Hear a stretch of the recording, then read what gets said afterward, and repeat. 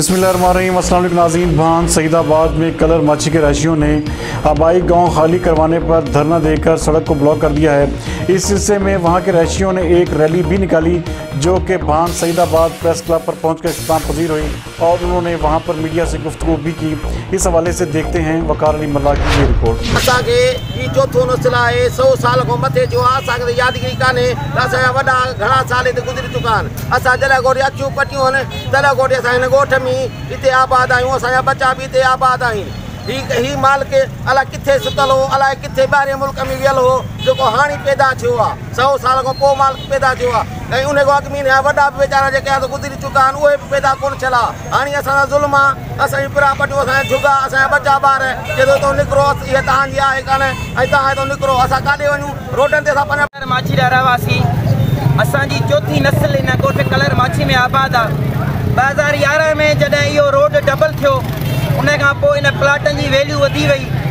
अचानक हिकिड़ो माण्हू ज़ाहिर थियो आहे जंहिंजो नालो आहे डॉक्टर सूमर मेमण, इताई डॉक्टर जेको डॉक्टर बि न आहे। उन खां पोइ हिकिड़ी क्लिनिक पियो हलाए इताई डॉक्टर। उहो चए थो हीअ ज़मीन मुंहिंजे अबनि ॾाॾनि जी आहे ऐं हीअ ज़मीन ख़ाली करायो न त तव्हांखे हितां उथारियो वेंदो। असां हेॾे पुलिस मोकिली वई आहे, असांजे अछनि ॾाॾनि वारनि खे थाणे ते घुराए बेइज़ती कराई वई आहे। आऊं टीचर आहियां, मूंखे सॼो शहर ॼाणे थो। मूंखे बार बार प्रेशर विधो वियो आहे इन ॻाल्हि ते त या तव्हां इहा ज़मीन कुझु पैसनि जे एवज़ असांखे विकिणी ॾियो, ॿी सूरत में तव्हांखे टंगायो वेंदो, तव्हांखे मारायो वेंदो। इन साज़िश में कासिम सोलंकी जेको मलूक सोलंकीअ जो भाउ आहे उहो इन सां बराबरि जो शरीक आहे। हिकिड़ी पोड़ी माई जंहिंजे न पुटु हो न का धीउ हुई, उहा मजबूर थी 3 लखनि में उहो प्लाट खपाए वई आहे। हाणे इन्हनि खे मथे में सूरु थियो आहे त 3 लखनि में जेकॾहिं 4 दुकान ठही सघनि था त इहा सॼी पट्टी जेका आहे बाईपास जी ॻोठ कलर माछी असां वठी हिते असां खोड़ सारा दुकान होटलूं ठारायूं त जीअं असांजी प्रॉपर्टी वैल्यू करे।